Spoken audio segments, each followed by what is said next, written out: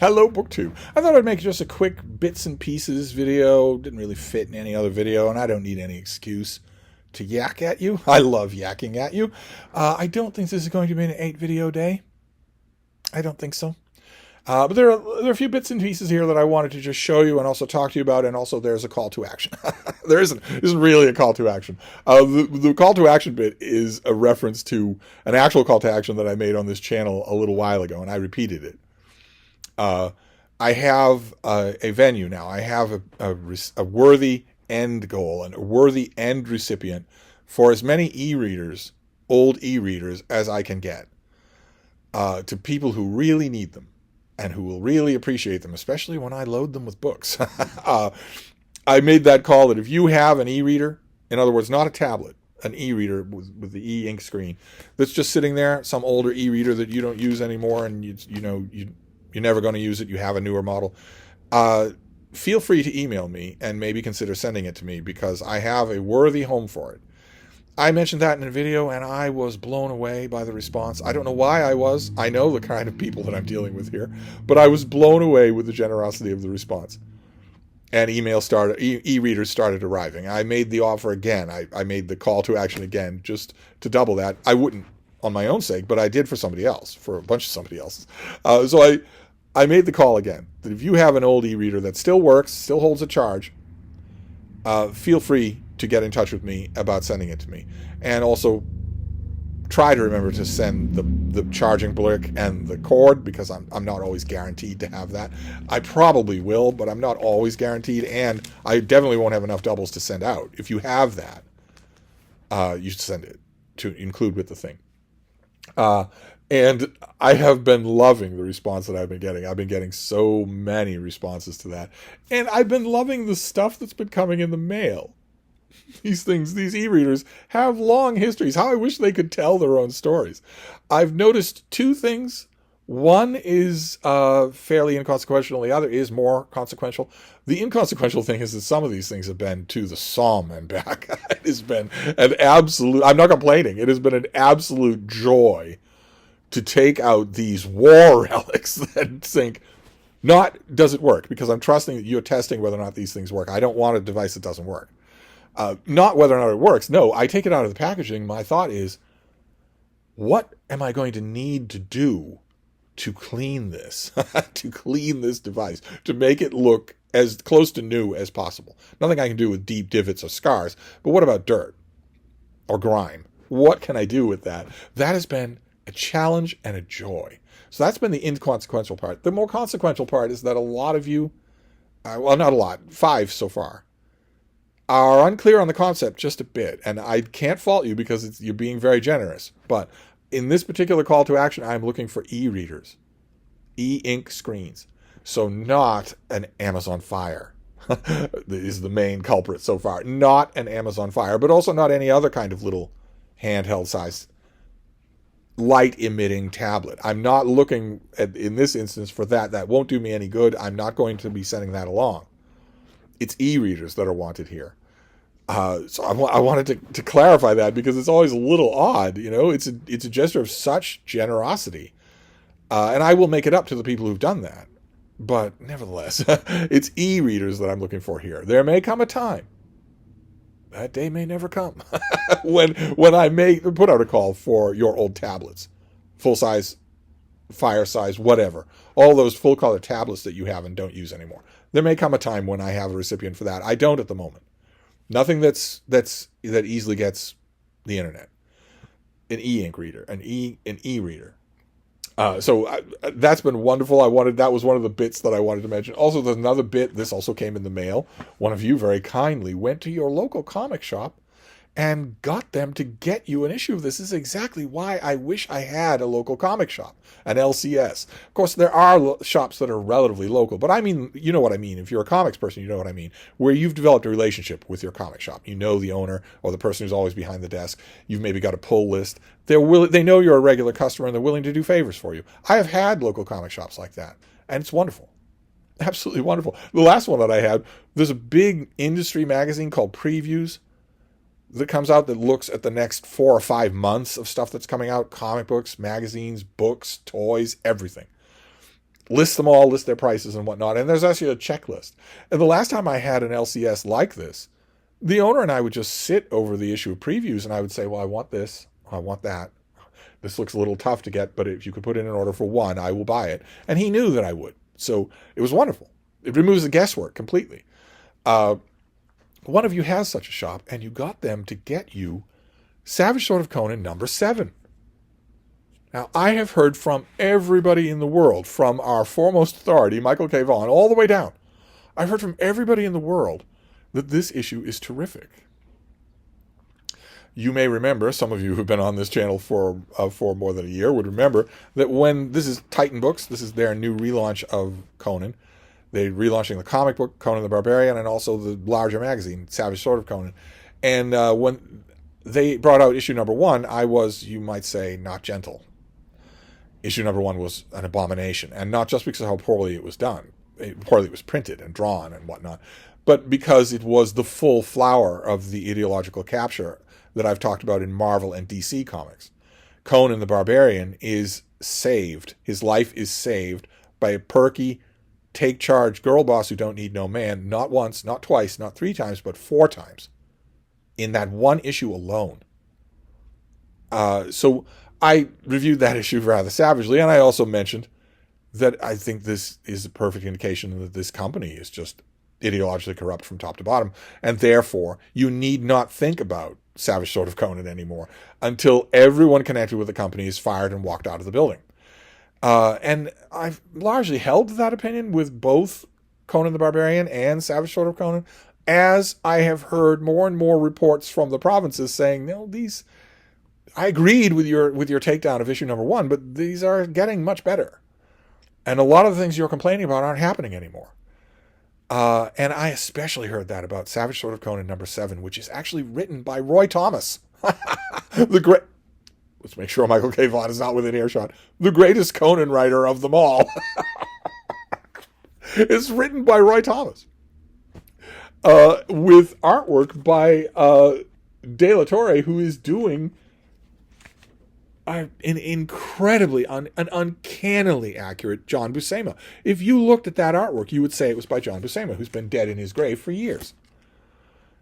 Roy Thomas and John Buscema, of course, did Conan the Barbarian for Marvel Comics in what anybody considers to be a high point of Conan adaptations and maybe comic books just in general. And they did it for years. This is like going home again. And that, I guess there was a part of me that was thinking, surely that can't be true. This is Stockholm Syndrome. You're all just getting used to it. You're all Conan fans like I am. You want these to be good. So you're allowing Conan to be saved. You're allowing him to be, tossed around by a 4-foot-tall woman. And that doesn't happen. I was totally wrong. One of you was insistent, said, no, this is really good. You're wrong about this issue, and found it. Of course, I never leave my couch, so I wasn't going to go out and try and find this. I did send my surly houseboy to try and find an issue, but it was gone from the comic shop that he went to. So one of you sent me this, and I read it, and it was great. It is every bit as great as everybody told me. Not just the first story, which is all Conan, and real Conan, just an incredible story, but also the backup story is Breckenridge Ellis. Breck Ellis was a third-rate Robert E. Howard character who's no personality whatsoever, and yet the backup story is incredible too, including one fantastic panel. Look at that panel. Good Lord. That is incredible. So kudos to all of you who stuck by your guns and said, we know Steve is always right, but you're wrong. Kudos for that, and I will be writing about this. For the aforementioned Steve Reads, I'll be doing a full review. I'll either do it for Steve Reads, or maybe it's only right, it's only just that I do a full review of it here on this channel, since the last time you heard from me in length on this channel about Savage Sword of Conan, I was ripping it to shreds. Maybe that's only fair that I do that. I'll mull on it. I'll consult with my creative director. Be extra cute in every video these days. I don't know why. Then the last little bit, I found in a little free library, I found a romance novel, The Great Lisa Kleypas. This is A Devil's Daughter, in which two of her ongoing series. She has the Ravenels and also the Wallflower series. And in here, the two characters from those two series meet, which is always a lot of fun. And if I remember this book correctly, this came out in... I read this when it came out. This came out in 2019. I might have even seen it on this channel. And if I remember correctly, one of the interesting things about this is that it does not involve the titled nobility at all. The two main characters are not...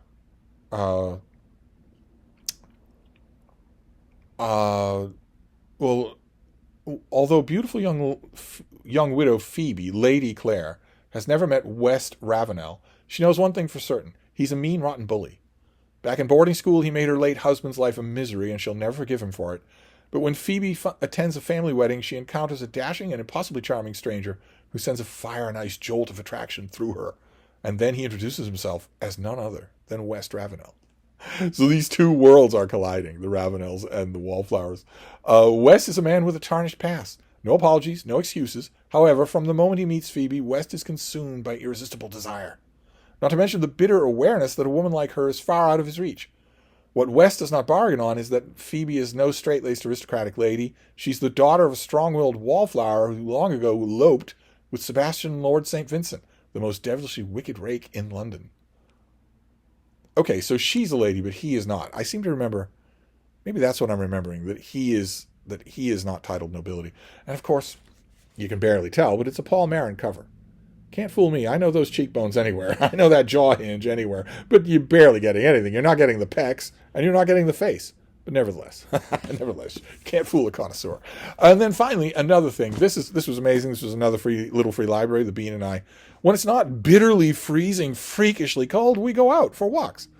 And we came across another little free library, and I found something that not only was utterly remarkable, but something that I feel like I have to share.